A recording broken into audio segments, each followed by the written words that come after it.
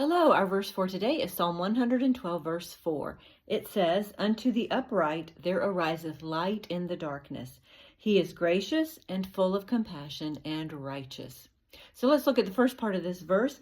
Unto the upright would be the upright, those who are seeking to walk with God, to obey the things that we find in His Word. There ariseth light in the darkness. So the darkness here, our trials, the sorrows, the troubles that come into our lives. And I love that it says there ariseth light in the darkness. So in the middle of the dark times, we're going to have light. What is that light? That is the hope that we have because of our faith, our trust in God, because of His sovereignty in our lives and our trusting that. So in the middle of our darkness and our trials and our sorrows as we're walking with God, He's going to give us the hope, the encouragement that we need. Then it says, He is gracious and full of compassion and righteous.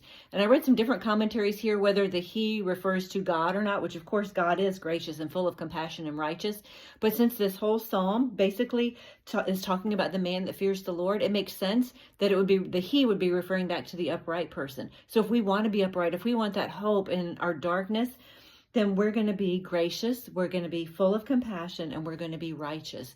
So let's see if those things can mark our lives today. Are we gracious and kind and thoughtful in our interactions with others?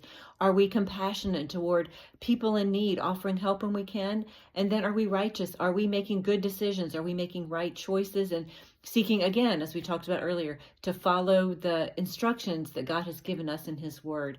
Then we have His promise that He is going to give us that hope in our darkness. Have a great day. Bye-bye.